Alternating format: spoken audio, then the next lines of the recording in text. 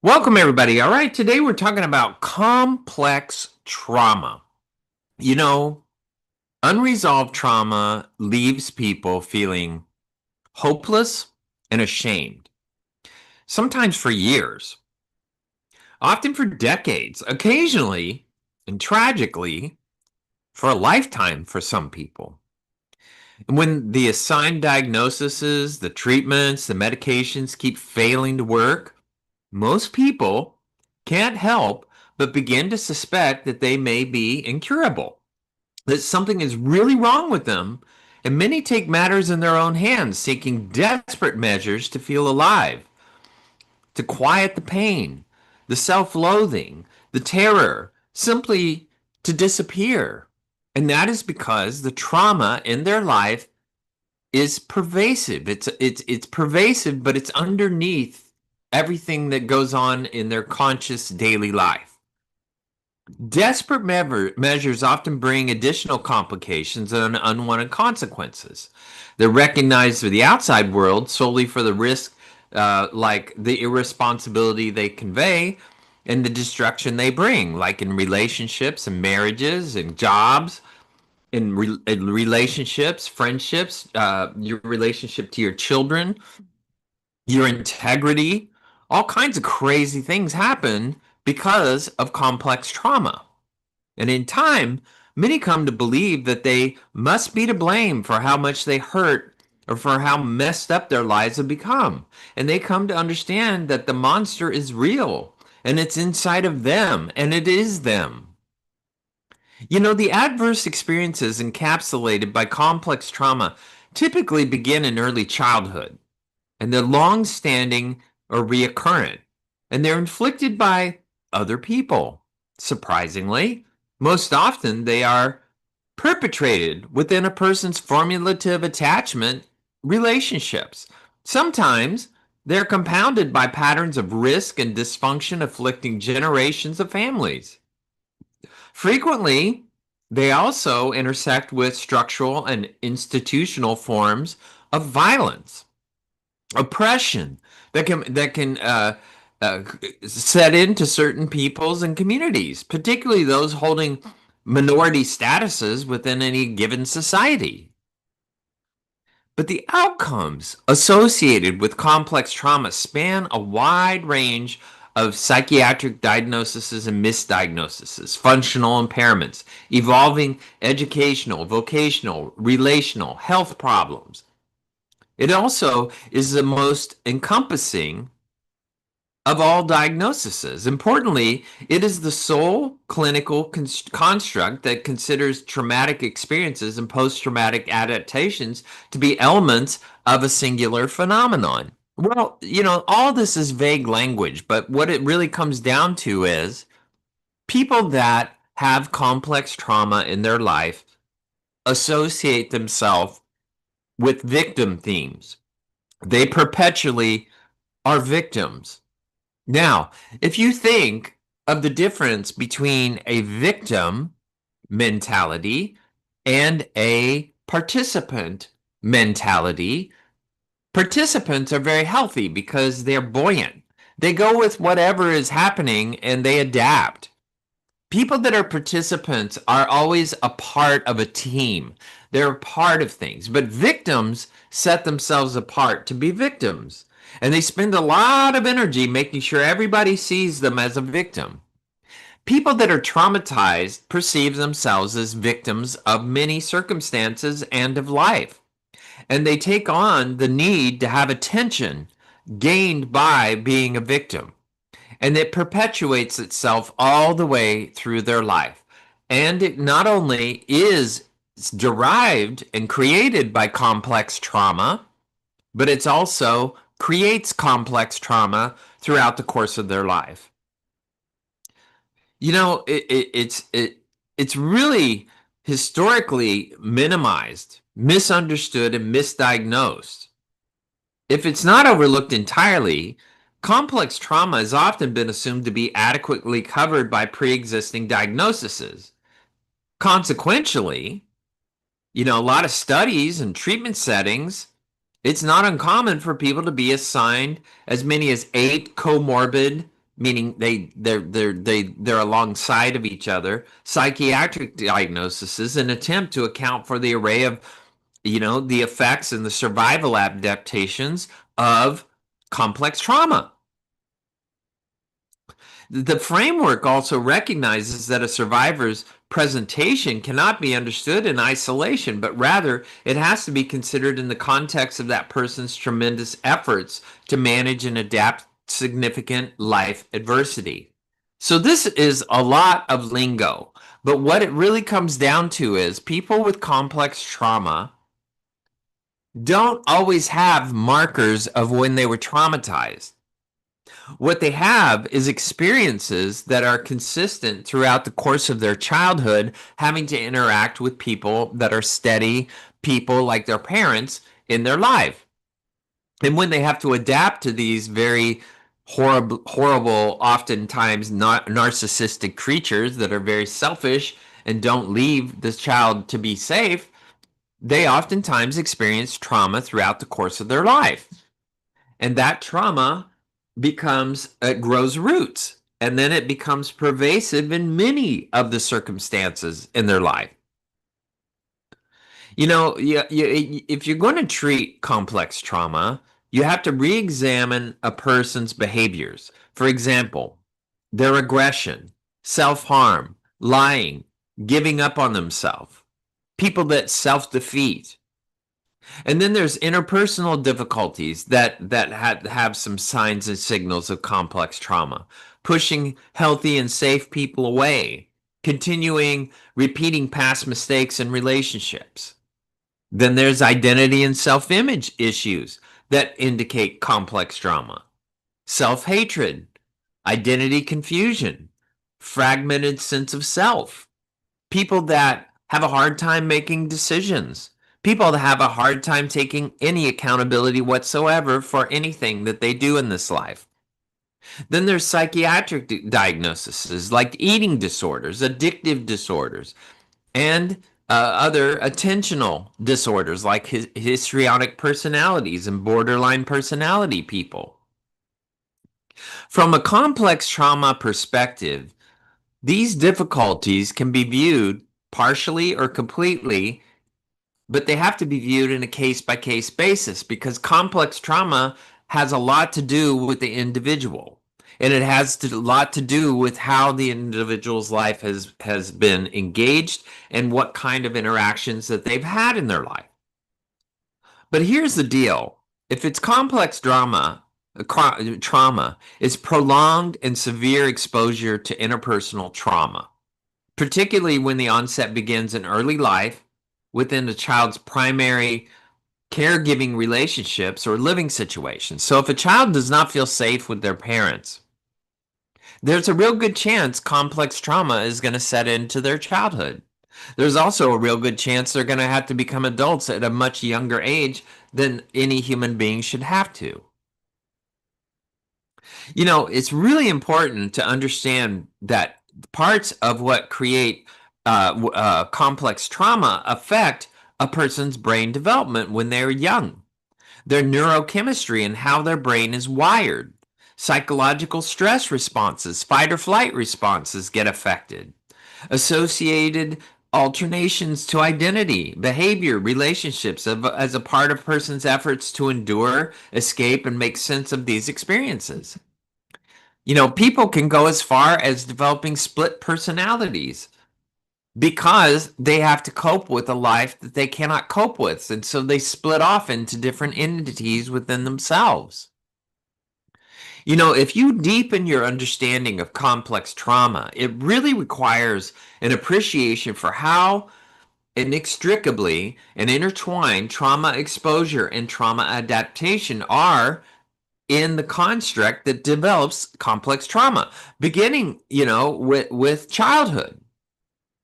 In your childhood experiences, if you have exposure to adverse life experiences that make you feel unsafe, you are likely going to experience complex trauma throughout the course of your life. You're going to have triggers that you may not even know where they came from. Many people can't even remember prior to, let's say, 5 to 8 years old. Why? Because their childhood was so traumatic. Trauma can even come from, being in a military family where you move constantly year to year and have to change friends and have to change cultures, have to change languages, have to change all kinds of things. Kids that have to go through a lot of complexity in their childhood to have to navigate new situations can be very, very traumatic for their brains. You know, the other part of it is if you've got very selfish and argumentative parents, you're going to have a sense of not belonging. You're going to have a sense developmentally that you have to focus on keeping your parents together and you have to triangulate that relationship to keep them together because they themselves would not be together without you as a child. So if you've got people that are together for the kids, you think you're doing something healthy. In fact, you're doing something horrible to your children. What you need to do is fix your damn relationship with the adult you're with rather than focusing on your kids to stay together because your kids realize I'm the only thing keeping these two people together. And that's like riding a train that's going to crash. Nobody wants to be in that. And what it does is it makes them have to focus on you rather than them developing their own individuality. However, people that are breeding stock still have to breed because they have to have something to call their own. So they got to keep parking somebody and creating kids, even though they don't have the capacity to be a parent. Complex PTSD comes with symptoms. Emotional flashbacks is one of the most common. Reliving intense feelings like fear, rage, helplessness, going through panic attacks, having high anxiety. It feels like it's uncontrollable. So when people have panic attacks, what that is a very strong indicator that you have a complex trauma in your life. A long term, this is not an event. This is a bunch of events. This is a bunch of interactions.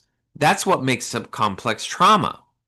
Another ingredient that you see in people with complex trauma is chronic shame and guilt. A deep, persistent sense that one is flawed or inherently bad. They feel a lot of loyalty towards unhealthy people. These people, because they're raised by narcissists and codependents, because narcissists have to have a codependent to be a narcissist. So when they raise their children, what they do is they fill them with shame and guilt because everything has to focus on giving the parents the attention rather than the children. And so these kids have to learn to be loyal. Well, you can be loyal to a gang. That doesn't mean it's healthy. But that's what unhealthy family systems do. They teach loyalty. Loyalty is about the dumbest thing you could ever do in your life when it is to unhealthy things. I'm not talking about your marriage. Hopefully, you're loyal to your marriage. Hopefully, you're loyal to your partner. Hopefully, you're loyal to the covenant that you made with your partner.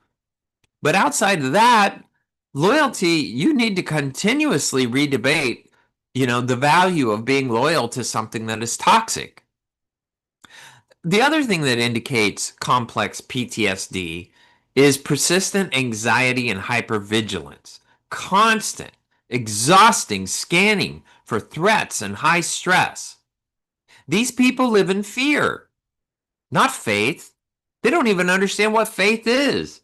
They're constantly hypothesizing what's next, what's next, what's going to happen. Oh my God, I'm so worried. I'm going to do this thing, and now I have to predict 5 different outcomes before I go there. These people are thinking and thinking and thinking all the time just because of fear. They're hypothesizing and trying to create what am I going to do? What am I going to do? What am I going to do? What am I going to do? And they spend their day dealing with fear. To live in fight or flight your whole life, not a good way to go if you want to live a long, healthy life. Then they do this thing called emotional numbing, complex PTSD. They disconnect from their feelings. They have an inability to feel joy. Many people turn to drugs and alcohol to do that. And of course, now that they made pot, legal, they just suck that stuff down all day long. Oh, I took an edible this morning. And it may be the surgeon that's cutting you open in the afternoon or even that morning. It's really sad, but we've got this pervasive desire to emotionally numb ourselves. Complex trauma is a person who is, I've got an addiction. Well, what you also have is complex trauma. Difficulty trusting other people, people that have trust issues. If they're suspecting something, if they're paranoid, if they fear betrayal based on past abuse, these people are traumatized. Complex trauma. People that have trust issues. If you cannot trust, you have complex trauma because you can love someone and not trust them. That's what these people do. But when you trust someone, you begin to grow the relationship. So people that have deep relationships do not have trust issues. People that have trust issues cannot have deep relationships. If you want to learn how to trust, you have to choose to have faith in people. If you're going to choose to have faith in people, at least you have a bridge to trust. Fear of abandonment. This is another intense anxiety regarding people leaving or often affecting relationships. So you may have somebody, going off to college and you sit there and cry for 5 days. You may have somebody that has to that goes away and moves away from you because they can't stand you.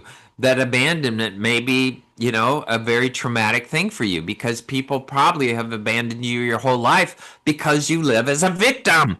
Nobody wants to live with victims, but people love to be victims. They sit around, oh, you did this to me. They did this to me. Everybody did something to me. What are you going to do to me? If you're going to live like that, you're a piece of crap. You are a participant in this life. That is the role that you are asked to be in this life as a human being in a society. If you're going to have a family, you are a participant. You are not a victim. However, people love to be victims, and then they teach people how to support them as a victim. That's what complex trauma people are. Perpetual victims. They will suck the oxygen and the soul straight out of your body just being around them. All right, we're going to take a quick break and then we're going to come right back.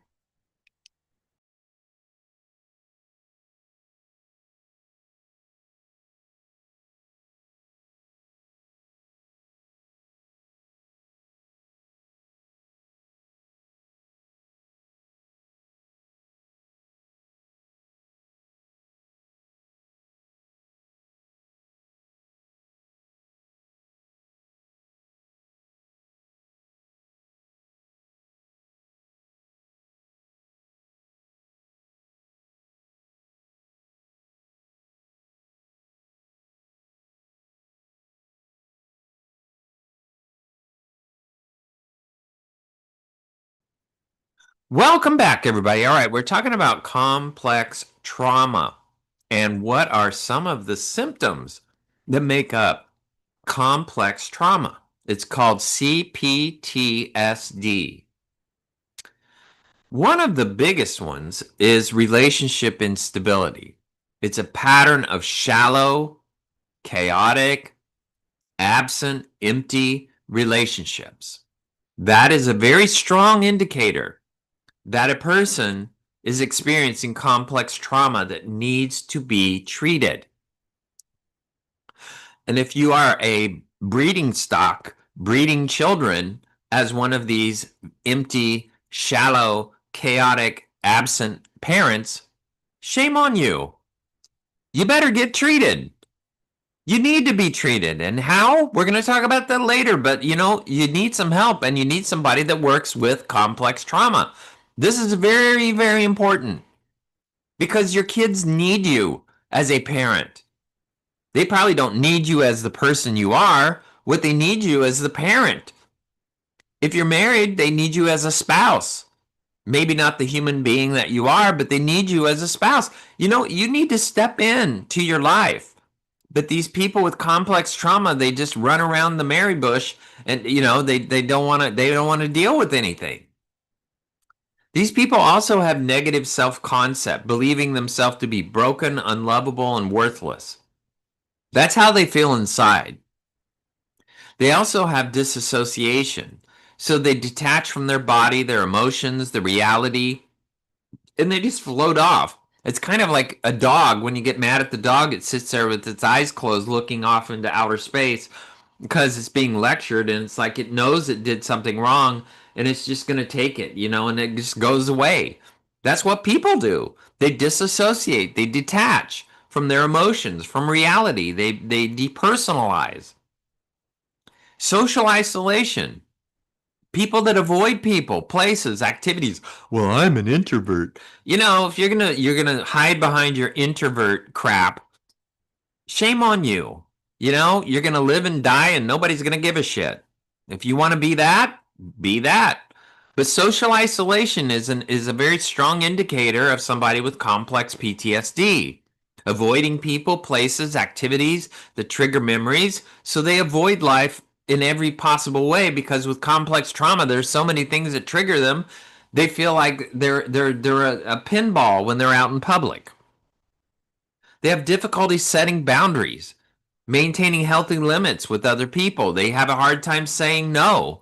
They always want to be something for other people. They're a perpetual performer. They also have avoidant behaviors, actively steering clear of reminders of their trauma. They drive by a certain place. I can't drive by that certain place. I speak to that person. I can't do that. This object reminds me of every time I go to my parents' house, I get all these triggers from these things that are on the wall. There's also intrusive thoughts and memories. Persistent unwanted thoughts about trauma is also an ingredient that oftentimes comes with complex PTSD. Somatic symptoms. What is that? Well, that's pain that you cannot identify, like headaches, dizziness, chest pain, stomach aches.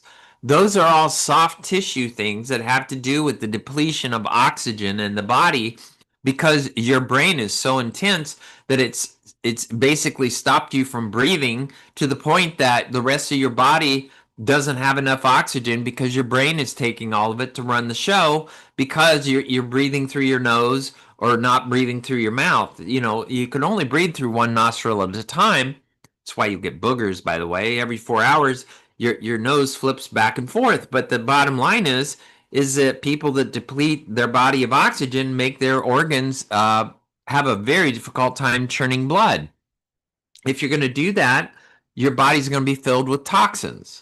So people that have a lot of anxiety and stress, oftentimes their organs are cluttered with high stress, high amount of toxins in their system because their blood flow is poor. So why is that? Oxygen is like what makes the sun blow up. So you have to have oxygen for your heart to beat. You have to have oxygen for your organs to churn. If you don't have oxygen, you're not going to get that. If you don't breathe well, you're probably going to have a hell of a time with your body. Your body's going to tear itself down. It's going to have a lot of somatic pains that you can't identify where it all comes from, why it's happening. Why it's really happening is because you're a terrible breather. Also, loss of meaning and identity, losing a sense of self and core beliefs. That's what often happens with people with complex trauma. Other ingredients are suicidal thoughts and self destructive behaviors, engaging in actions that harm a person, to cope with emotional pain. So if you got somebody that drinks or smokes or does all that crazy stuff, doing the prostitute thing or whatever, these people are living a suicidal life. There's a lot of people in this world that live a suicidal life. Just look at how many fat Americans we have. Fat Americans are suicidal. Why? Because they don't take care of their body. They know they're going to die. They just don't know when. So they don't take care of themselves. So what do? They eat whatever's in front of them. Yeah, just eat. I gotta have that ice cream today. Yeah, well, you're killing yourself because you know that you're fat. You know that your body has a hell of a time churning through all the fat, and you know that your poor muscles have a hell of a time trying to carry all those potatoes every day of your life. Every step you take, they have to carry these bags of potatoes that you've added to yourself. There's also hyperarousal, overactivation of the nervous system. This is a big, big indicator that there are symptoms of complex trauma in your life. Living in a constant state of fight or flight or freeze or fawn. These are indicators. You got to understand that complex trauma means that you've experienced a whole lot of events that are affecting you. Cognitive distortions like negative, inaccurate thoughts about yourself or the world. Telling yourself a story about yourself, and everything in your life is filtered through your story. Also, dysregulation is another factor. It's the inability to manage emotional highs and lows. So some people, when they go to an emotional high, they just can't stop. If they get angry, they can't stop themselves. Or when they get depressed, they can't stop themselves. So dysregulation is also a part of complex trauma. Interpersonal dysfunction, challenges maintaining social connections. People with complex trauma have a very hard time managing their word, their integrity, because based on whatever victim theme they're perpetuating in the moment and whatever thing they're telling themselves and whatever mood they're in is going to affect how they socially connect and how much effort they put into a social connection. And so many of these people are very hard to be around. They're hard to deal with because at one minute they want to be the center of attention and the most productive person in the room.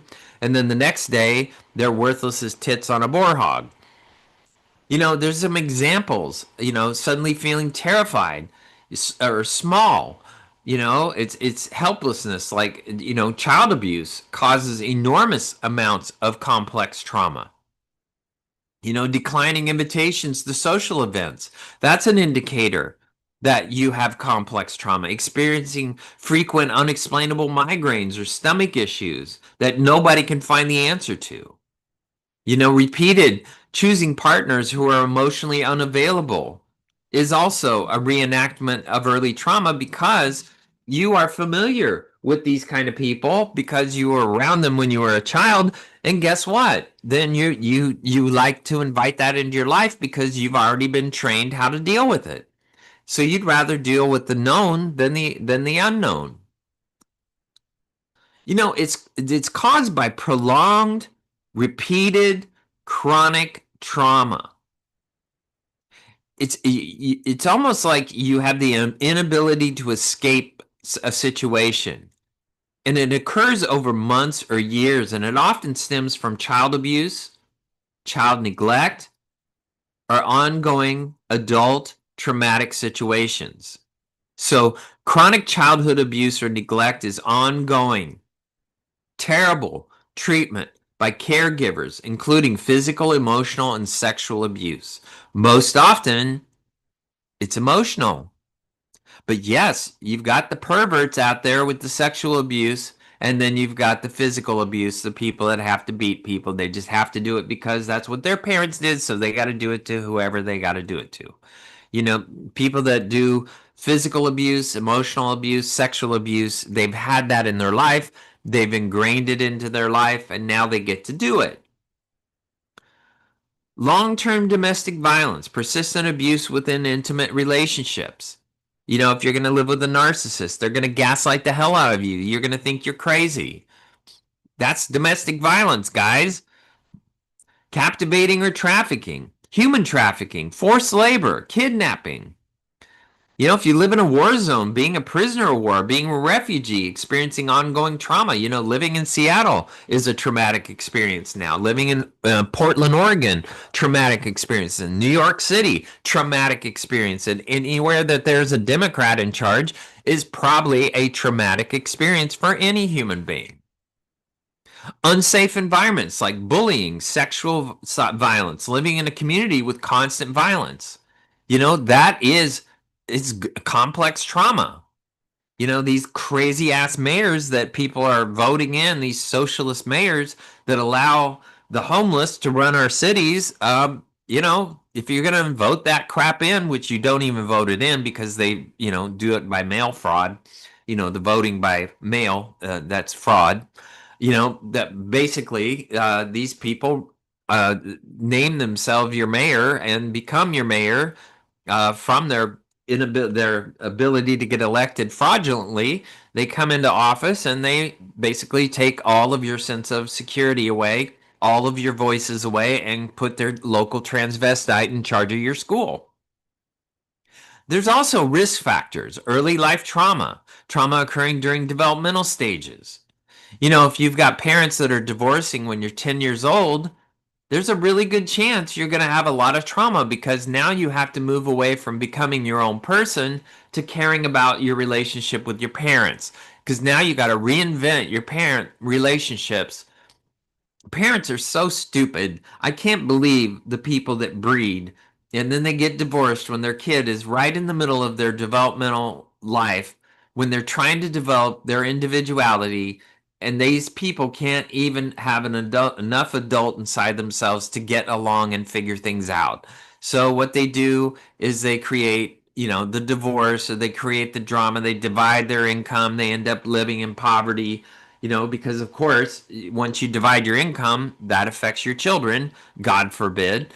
But what divorce, if you're going to divorce when a kid's 10 years old, they now cannot focus on who am I. They have to focus on who am I to you, my parent, because now I have to renegotiate that whole thing. The inability to escape, victims feeling trapped or helpless and they can't leave a situation that causes complex trauma just by the way they have to adapt. It's a set of disruptive symptoms that emerge after experiencing inescapable traumatic life events, especially those of horrific or threatening nature, which reoccur and accumulate over a period of time. And those things are typically interpersonal. And it can be as simple as this. Your parents get divorced, and your mother or your father marry some ogre, and that ogre can't stand you and can't stand anything having to do with the past of the person they married, and they treat you like crap. And then you grow up being treated like an object by that person. And naturally, as you get into your adult life, you're trying to say, who the hell am I? I had to fight my way through my childhood just to make it through childhood. Now that I'm adult, how have I been affected by this turd that my parent married? Someone experiencing complex PTSD struggles to control their anger. They may take self destructive decisions and have low self esteem. They often find it difficult to trust other people and find intimate relationships to be very difficult. They generally feel guilt and hopelessness and worthlessness and despair because all they want is to belong. All they want is to be a part of something. All they want is to be loved deeply, but yet they can't give it because of their complex trauma, because they perpetually live as a victim. Complex PTSD is not a recognizable diagnosis in the current Diagnostic Manual for Mental Health DSM-5. And it's probably not going to change for a while because half of the board are a bunch of gays and transvestites, and they don't want to have to they want to change gender identity from a mental disorder, and then the other half are rational human beings, and they want to keep gender dysphoria as a problem and gender disorders as problems. So the board can't figure it out. They can't resolve it. So a new DSM-5 or 6 is probably not going to be happening as long as the gays have taken over everything. Post-traumatic stress disorder can emerge after surviving disturbing experiences of any kind, like physical attacks, sexual assaults, car accidents, witnessing a death, or surviving a natural disaster. And it's understood as more likely to develop under a repeated chronic series of abuse or hurtful incidents lasting months, even years. And so we have to understand that complex trauma is a pervasive part of many people's human experiences. But what it does, it creates a heightened perception of threats that leads to hypervigilance, making someone easily startled. A person experiencing complex PTSD may constantly feel under threat and may worry that those close to them are as well. If you are easily startled, that is a very strong indicator that complex PTSD has been a part of your life. Women have a higher rate of complex PTSD than men. That's what research suggests. And in women, the condition tends to be accompanied by a wider range of severe symptoms. Many of the time, it goes into their sexuality and how they engage in sex in their marriage. Complex PTSD also emerges at any age, but it also can present differently at different ages. Children and adolescents are more vulnerable to the condition, but in children, it's more likely to involve cognitive challenges like difficulty paying attention, organization, emotional regression, recklessness, aggressive behavior, including substance abuse, unsafe sex, unsafe driving, self harm. These kids are often got a lot of motor skill issues. They just can't pay attention, but they're very smart. So if you know a kid is really smart and they're having a really hard time getting their education, they're either ADHD or they're complex trauma with ADHD. It can be really difficult to pin it down. But the conditions of complex PTSD also parallel many of the people that have borderline personality disorders. What are these dudes? Well, they are probably the most destructive human beings on the planet Earth because they always play one person against the other because they always have to be in control of every situation. Borderline personalities use their sexuality as a tool to make their way into relationships. They become a very charming person, but they're very manipulative people.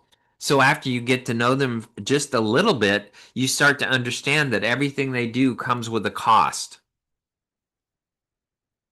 There's differences between complex PTSD and borderline personalities, to understand.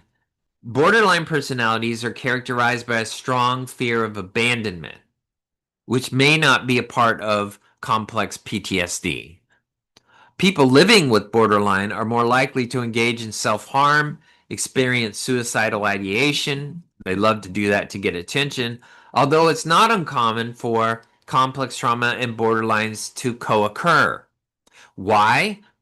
Well, most borderlines, most narcissists come from a childhood of neglect, and they have to form their adult brain at a very young age, and therefore they no longer fit in with the kids their age because they're having to make adult decisions. And as they do that, they think they are so correct about everything because all the adults in their life, they're making the adult decisions and the adults' lives easier dealing with them because they're making adult decisions as children. So adults love to reinforce that these kids are so great and so incredible because they're so calm and they take care of themselves and they make adult choices. So teachers just reinforce this kind of behavior over and over and over again because they have had to become adults at a young age. That is complex trauma, folks. All right, we're going to take a quick break and we're going to come right back.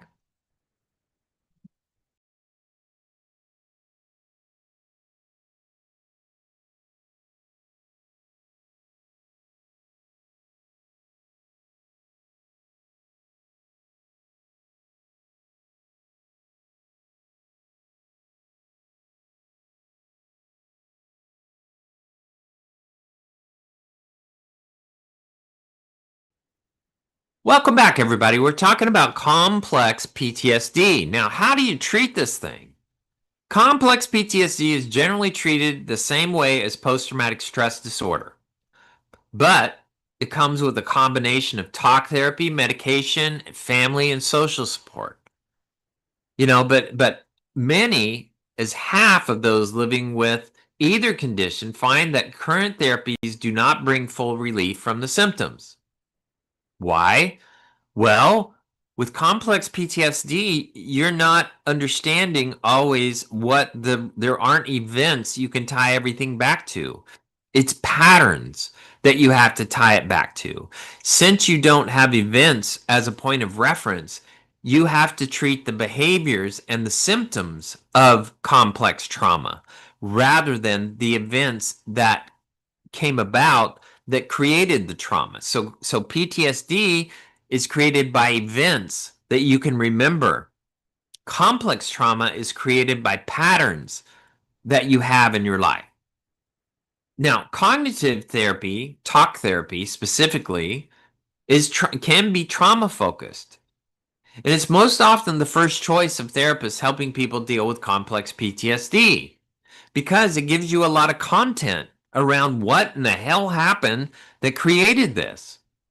So, in sessions, a therapist will help people identify thoughts and the thought patterns that keep them stuck on their traumatic experiences and begin to replace them with more positive, more productive ones, and recognize symptoms quickly and develop strategies to address them in the moment.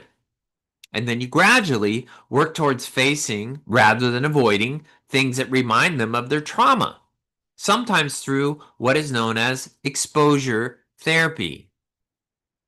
One of the most effective, interesting exposure therapies is equestrian therapy. And that is for a human being who has complex trauma to have to develop a relationship with an unbroken horse. When you do that, because horses can read your nervous system, they understand your nervous system. And when you have somebody with trauma or complex trauma, they're going to run away from you because you are inconsistent. You have an imbalance in your nervous system. They know that you're a surfacey person. They know that you're not a legitimate human being, that you are a transient human being. And so they don't want to bond with you. They have trouble bonding with you.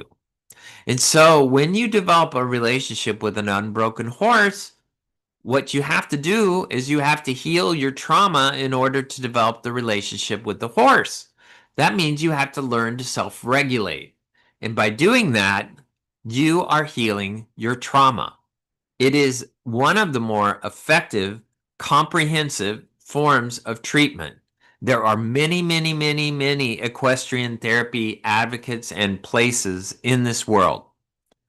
It is a great way to treat, and many people that come back from war and have trauma have gone through this kind of therapy. The military actually endorses it. There's also medications that might be prescribed. There's no formally approved medications for complex PTSD or PTSD. But they may prescribe antidepressants, anti-anxiety medications, sleep aids, and mood stabilizers. Because there's a lot of parallels with depression, anxiety, and bipolar-ish manic types of behaviors. And so the need for those kind of medications, especially with complex PTSD, will help a person cope and balance their life a little bit better, but it's kind of like putting a band-aid on the problem. If you want to cope better with your symptoms, along with seeking treatment, that there's a lot of people that suggest that people living with PTSD or complex PTSD try to remain active, including an exercise routine, along with consistent sleep habits, social engagement, especially with people with high levels of comfort and trust in your life. If you're going to put yourself around a bunch of high anxiety, high depression, low depression people, you're probably going to absorb that into your character if you have complex PTSD. Your environment is going to affect you greatly. Another form of therapy that can be very helpful for complex and PTSD, especially PTSD itself, is eye movement desensitization reprocessing. Now, what is that? Well, in your brain, you have this weird little almond-shaped thing that sits above the brainstem called the limbic system. In the limbic system stores memory. Why? Because the memories that it stores have to do with when you have been traumatized. So, for instance, if you are being chased through the woods by a saber-toothed tiger while you lived in your cave, you would probably remember what it smelled like, what it felt like, what the sounds were like, what you saw. You're going to take in all of your sensory perceptions around before that saber-toothed tiger attacked you, and you're going to register them in the limbic system so that your brain will not think the next time you get into danger. It will go into automatic fight or flight. And so the limbic system is designed to make you survive. So it holds memories that put you into fight or flight, and it holds triggers that put you into fight or flight so that you will self preserve. Unfortunately, after the trauma, you may not experience the exact trauma again, but if you run across things like a crowded room or somebody pulls in front of you while you're driving after you've had an accident, you're probably going to get triggered because your limbic system is going to become activated. It's going to tell the brainstem to go to fight or flight, and all of a sudden you're sitting there, palpitating and high anxiety with a panic attack and you don't even know why. And the reason why is maybe your brain smelled something, maybe you saw something, maybe you heard something, but it reminded you of a trauma. Some people find benefits from taking part of support groups. Support groups can be very helpful because it can help you understand that you are not the only one in this world with this trauma. There's other top evidence-based therapies for complex post-traumatic stress disorder. One of them is a phased-based treatment. This focuses on safety first, symptom management, meaning you stabilize the symptoms before processing traumatic memories, which is crucial for managing complex PTSD like emotional dysregulation. Safety is the first thing that has to happen before you treat trauma. The person has to feel safe. Then you have to acknowledge what are the symptoms. And you want to go through what those symptoms are. And then you need to go down into the events that caused those symptoms. When you go into those events, you don't want to treat those events until safety between the therapist and the client has been fully established. There's also a thing called trauma-focused cognitive behavioral therapy. This addresses maladaptive thoughts related to trauma, safety, and self-worth, often incorporating emotional regulation and interpersonal skills. So what that does is it takes whatever these events are, whatever these things that have happened, and it turns them into events rather than a living memory. You want to put your traumatic experiences with your mother growing up as events. If you can turn them into events, they don't have to perpetuate into the future. They were part of your past. That is the part of trauma-focused therapy that is very important. You turn things that you continue to live over and over into events, and you secure them into your past. There's also a thing called STAIR, STAIR, narrative therapy, skills training and effective and interpersonal regulation. This integrates emotional regulation and interpersonal skills training with trauma narrative work. This is a very complex treatment. This is a more comprehensive treatment, and it is better done in a facility where you are in the facility rather than an outpatient experience. Then there's this thing called dialectical behavior therapy. Now, once again, all of these treat complex trauma. So dialectical behavioral therapy, DBT, often is used to help patients manage intense emotions and build interpersonal skills. So what it does is it focuses more on the behaviors, the symptoms, and it gives you alternatives to those behaviors. So for instance, if you realize that raising your voice with your children scares your children, you may replace it with calming your voice down and mirroring your children and giving them a place to anchor your voice. And when you do that, you get a better result from your kids. And that is the behavioral part of dialectic therapy. Then there's a thing called schema therapy and internal family systems. This is used to address deep seated early life trauma. But what it does is it tries to understand what were the themes, what were the patterns that you grew up with that created the system that traumatized you. And what it does is it moves you away from that system to reinvent a system that feels safe for you.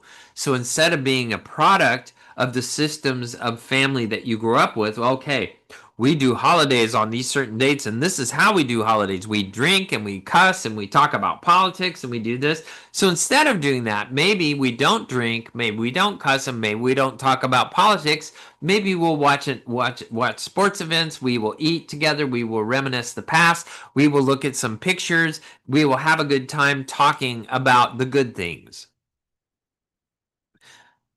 Key considerations for treatment of complex post-traumatic stress disorder is very important. Safety is first.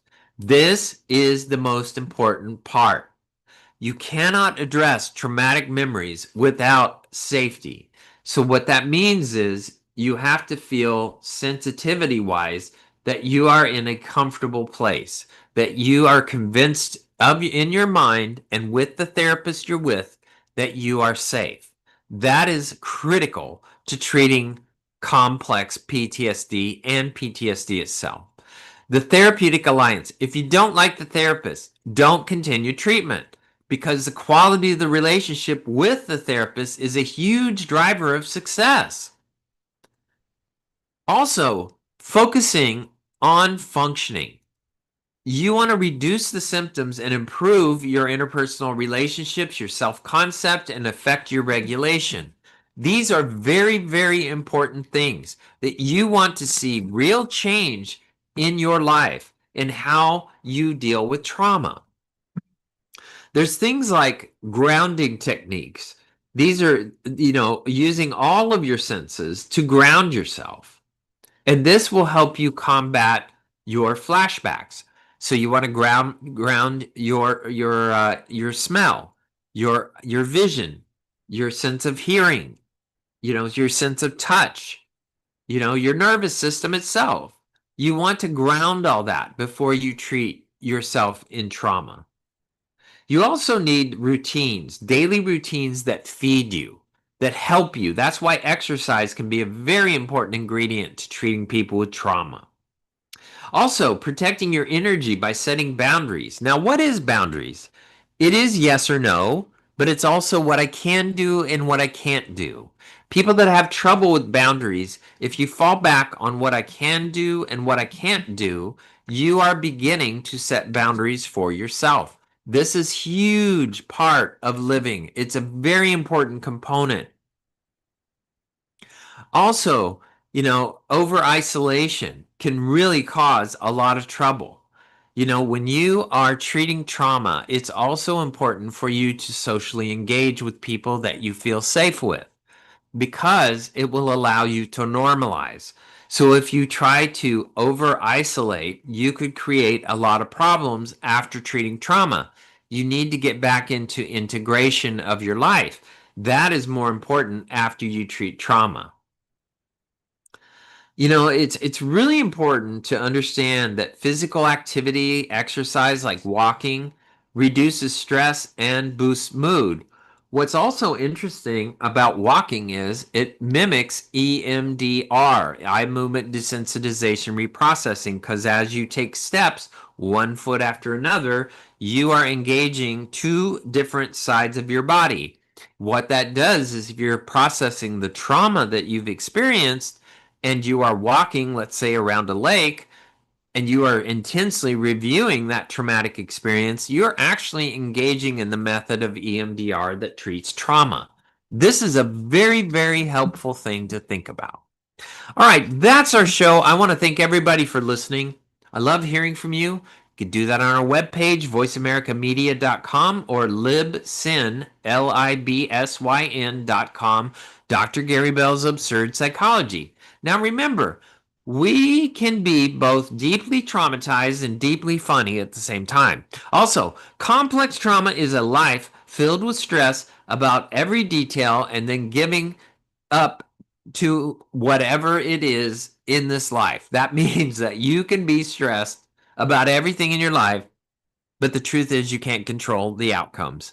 You have to have faith.